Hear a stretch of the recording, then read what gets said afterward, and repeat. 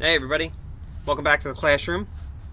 I had to put a headband on because I saw how bad my hair was in the last one, so try to cover it up a little bit. Maybe next time I'll wear a hat, but we'll see how things go. Again, I don't have to leave the house, so I don't really have can't really go get my hair cut. It's getting long. Alright, so let's keep going. Going nowhere. I watch Ruby plod around the ring in endless circles, going nowhere. More visitors have been coming, but not many. Max says Ruby's not picking up the slack after all. He says he's cutting back on her food. He's turning off the heat at night to save money. Ruby looks thinner to me, more wrinkled than Stella ever was. Do you think Ruby's eating enough? I asked Bob. I don't know, I'll tell you one thing though. You're sure as heck painting enough. Bob wrinkles his nose. That stench is unbelievable. I found yellow paint in my tail this morning. Bob isn't happy about my night painting. He says it's unnatural. Now, while I work at my art, Bob sleeps on Not Tag. He claims he prefers her because she doesn't snore. He says her belly doesn't rise and fall and make him seasick. What is this plan of yours anyway? Bob asks. If you explained it to me, I could help out. He gnaws at his tail. Maybe I could come up with something that doesn't involve, paint. I can't explain it, I tell him.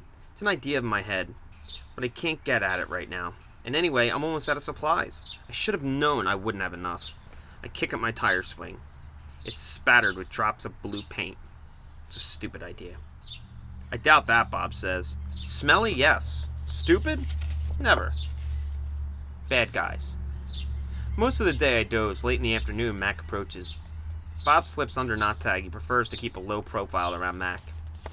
Mac's gaze falls on my pool, and the corner of one of my paintings is visible. What's up, big guy? He says. I calmly eat an orange, ignoring him, but my heart is racing. Mac kicks at my pool. Underneath it all are the paintings. Mac yanks on a piece of paper. It slips out easily, and he doesn't seem to notice the other paintings. The page is striped with green, which is what happens when blue paint and yellow paint get together. It's supposed to be a patch of grass. Not bad. Where'd you get the paint anyway? George's kid? He considers. I bet I can get 30 for this picture, maybe even 40. Mac turns on my TV. It's a Western. There's a human with a big hat and a small gun. There's a shiny star pinned to his chest. That means he's the sheriff, and he'll be getting rid of all the bad guys. If this sells quick, I'm getting some more of that paint for you, buddy, Max says. He walks away with my painting, Ruby's painting, for a moment. I imagine what it would feel like to be sheriff. There it is.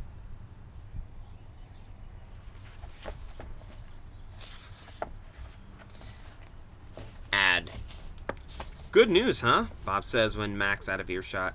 Looks like you might be getting some more supplies. I don't want to paint for Mac, I say. I'm painting for Ruby. You can do both. You're an artist after all, Bob says. While I watch the movie, I try to come up with a new hiding place for my paintings. Maybe, I think, I could fold them once they're dry and stuff them into Not Tag. It's a long movie. At the end, the sheriff marries the woman who owns the saloon, which is a watering hole for humans, but not for horses. It's been a long time since I've seen a Western that was also a romance. I like that movie, I said to Bob. Too many horses, not enough dogs, he comments. The ad comes on. I don't understand ads. They're not like Westerns, where you know who the bad guy's supposed to be. And they're hardly ever romantic unless the man and the woman are brushing their teeth before they face lick. I watch an ad for an underarm deodorant. How do you know who's who if they don't smell? I ask Bob. Humans reek. They just don't notice it because they have incompetent noses, Bob replies. Another ad comes on. I see children and their parents buying tickets just like the tickets Max sells. They laugh, enjoying their ice cream cones as they walk down a path. They pause to watch two sleepy-eyed cats, huge and striped, dozing in long grass. Tigers, I know, because I saw them on a nature show once. Words flash on the screen, accompanied by drawings of a red giraffe. The giraffe vanishes, and I see a human staring at another kind of family. Elephants, old and young. They're surrounded by rocks and trees and grass and room to wander. It's a wild cage. A zoo. I see where it begins and where it ends. The wall says that you are this and we are that, and that's how it always will be. It's not a perfect place. Even in just a few fleeting seconds on my TV screen, I can see that. A perfect place would not need walls. But it's the place that I need.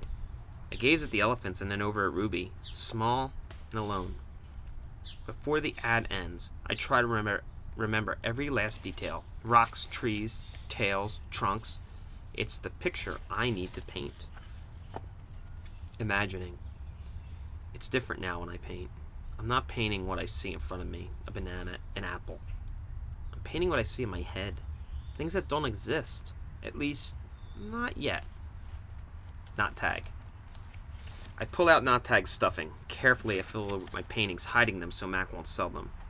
She's large, bigger than Bob, but I still have to crumple a few of them in there.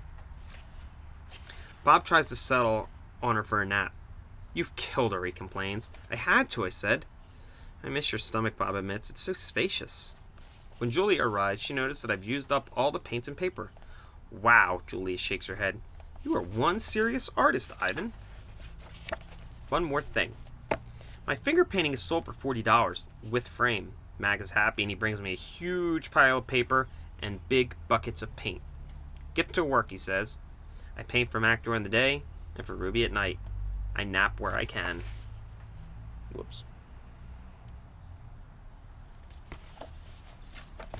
But my nighttime picture isn't quite right. It's big, that's for sure.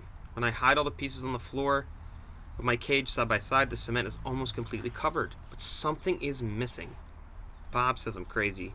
There's Ruby, he says, painting with his nose. There's the zoo. There are older elephants. What's wrong with it? It needs one more thing, I say. Bob groans. You're being a temperamental artist. What could be missing?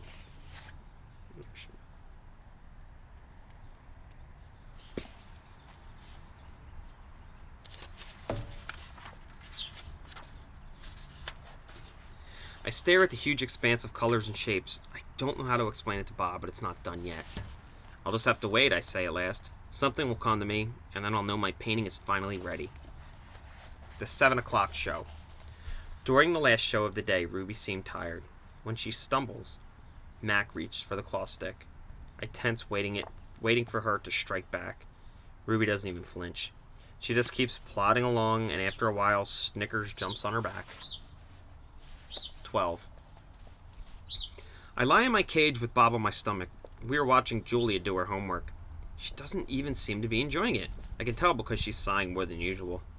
And again, for the 100th time, or maybe the 1000th, I wonder what is missing from my painting. Dad, Julia says as George passes her by with a mop, can I ask you a question? May I? George corrects. Ask anyway. Julia glances down at a piece of paper. What's the difference between the word principal and one that's spelled principal? So you can see here's principal right there. And up here, principal. Same word spelled differently.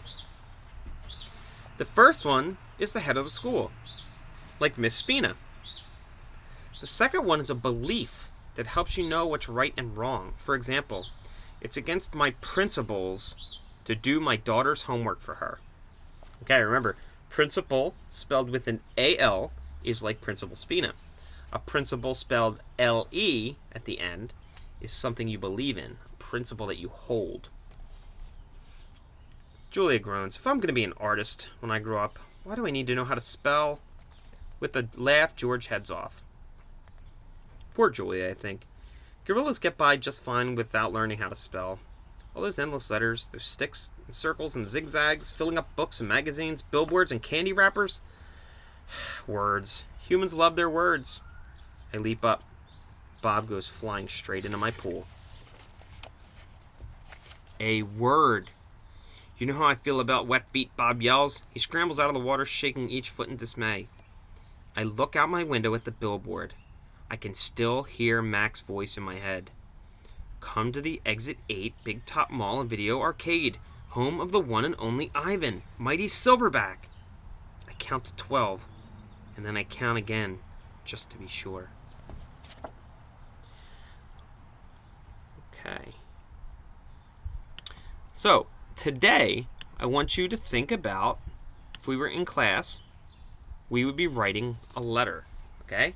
So we would be writing a letter from Ivan two other characters. Okay? So think about what Ivan would write in a letter to Bob. You guys don't really know what Ivan's thinking right now, but in a couple more classes, the letter that he would write to Bob could change very much between what he'd write now and what he would write in a couple, stories down the line. What would he write to Ruby to reassure Ruby that everything's going to be okay and that he's trying his best to get Ruby out of there?